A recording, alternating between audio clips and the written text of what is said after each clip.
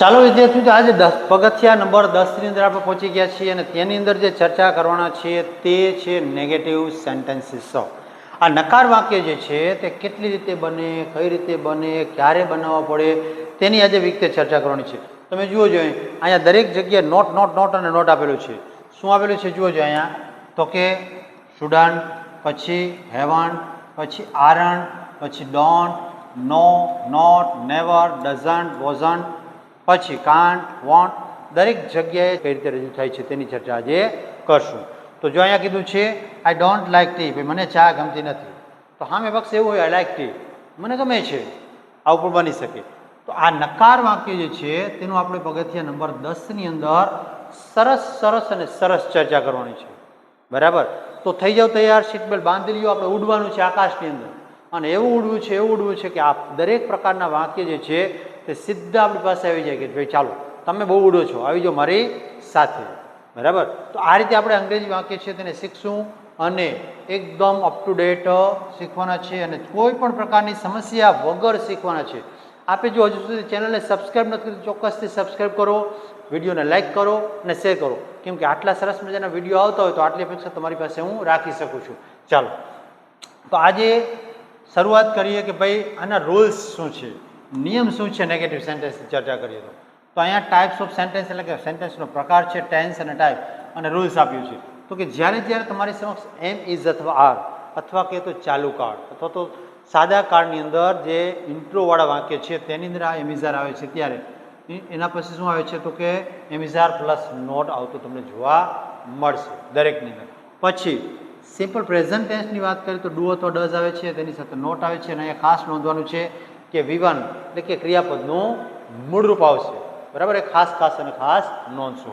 પછી simple past ટેન્સની ચર્ચા કરીએ તો ડીડ આવે છે, નોટ આવે છે અને અહીંયા પણ V1 આવે છે. તો જ્યારે નકાર વાક્ય હોય તો જુઓ કે જે અઘરા લાગે એવા કાળ છે સિમ્પલ પ્રેઝન્ટ ટેન્સ અને સિમ્પલ પાસ્ટ ટેન્સ, તે બંનેમાં V1 અને V1 જ આપી દીધું. કોઈ નિયમ જ નહીં યાદ રાખો ને, ડાયરેક્ટ ઠપકારી દો, એકદમ સરળતાથી બની જાય છે વાક્ય. હવે પછીની ચર્ચા કરીએ હેવ અને હેઝ એટલે કે પૂર્ણ વર્તમાન કાળની અંદર તો શું આવે છે, હેવ હેઝ પ્લસ નોટ આવે છે. બાકી પાછળ જે ભૂતકૃદંત આવે તો જેમ તેમ આવે, એમાં કાંઈ ફેરફાર થતો નથી. મોડેલ્સની વાત કરીએ તો મોડેલ્સની અંદર પણ શું થશે તો કે model plus not plus V1, અહીંયા પણ ફરજિયાત શું આવે છે તો કે V1 જ જોવા મળે છે. પછી ઇમ્પેરેટિવ એટલે કે આજ્ઞાર્થ વાક્ય છે તો ડુ નોટ પ્લસ V1 આવેલું જોવા મળશે.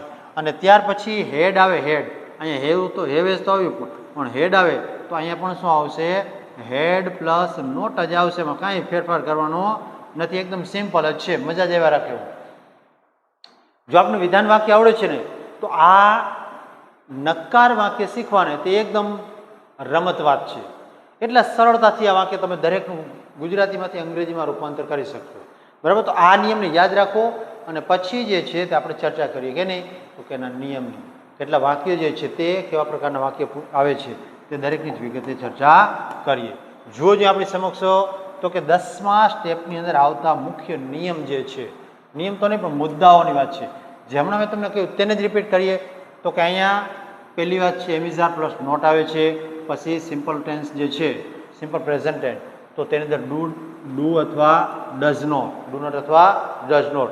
ત્યાર પછી સિમ્પલ પાસ્ટ ટેન્સ છે એમાં ડીડ નોટ આવે છે, હેવ હેઝ આવે તો શું આવે છે, નોટ આવે છે, અને મોડેલ આવે તો પણ એની સાથે not, modal verb plus not. અને મોડેલ વર્બ છે તેમાં કેનો સમાવેશ થાય તો અહીંયા જુઓ જોઈએ કેન છે, could, may, might, will, would, shall, should, must વગેરે. નોટ વગેરે પછી નોટ આવે છે. આ દરેક જે મોડેલ્સ છે તેના પછી શું કરે છે તો કે નોટ આવે છે અને વાક્ય નકાર બને છે. હવે ઇમ્પેરેટિવ સેન્ટેન્સ છે તેની ચર્ચા કરીએ તો આદેશ આપવા માટે, બરાબર, ઉદ્ગાર વાક્ય જે છે તેમાં આદેશ અથવા વિનંતીવાળા વાક્યો નકારાત્મક બનાવવા માટે શું વપરાય છે, ડુ નોટ અથવા તો does not, sorry do not વપરાય છે, ડઝ નોટ નહીં, પણ શું થાય છે ડુ નોટ ટૂંકુરૂપ અથવા તો ડોન્ટ પૂરું. આ રીતે તમને દરેક જગ્યાએ જોવા મળશે. તો જોઈએ આ દરેક વાક્ય જે છે તે કઈ રીતે બને છે. આ બધા પ્રકારના વાક્ય છે એની વિગતે આપણે ચર્ચા કરીએ અને જોઈએ કે આ ગુજરાતીનું અંગ્રેજી કઈ રીતે રૂપાંતર થાય છે.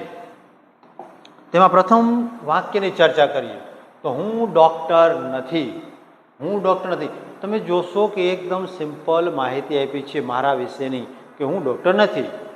તો જ્યારે આ પ્રકારનું વાક્ય આવે છે તો એકદમ સરળતાથી બનાવી શકાય છે.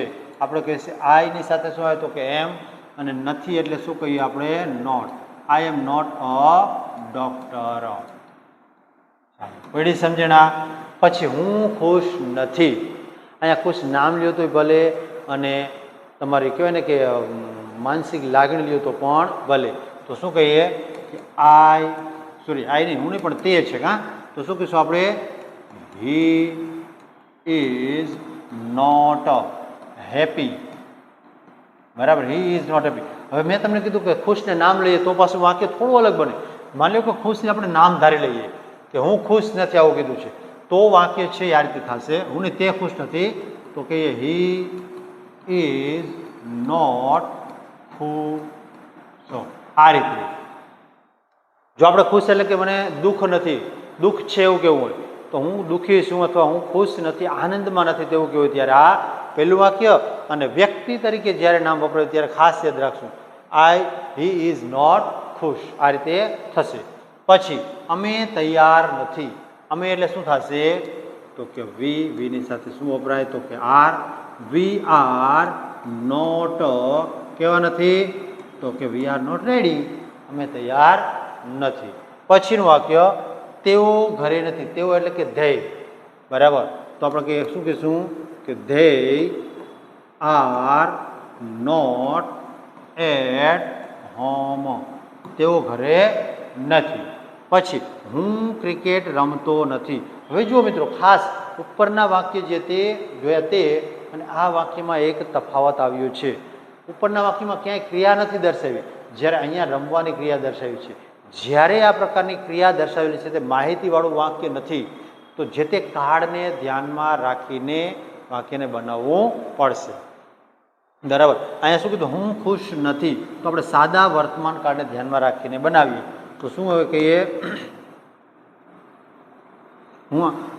હું ક્રિકેટ રમતો નથી. હું ખુશ નહીં, હું ક્રિકેટ રમતો નથી, તો શું કહીશું I do not play. I do not play cricket. બરાબર, તો આ રીતે તે શાળાએ જતો નથી. જો અહીંયા ફરી વખત ક્રિયા દર્શાવી છે જતો નથી.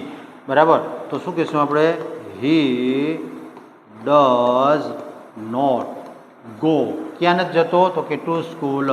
હી does not go to school. ચાલો, અહીંયા પ્રશ્નચિહ્ન ક્યાં મૂકી? પ્રશ્નચિહ્ન. બરાબર, વિધાન વાક્ય છે. અમે અંગ્રેજી બોલતા નથી.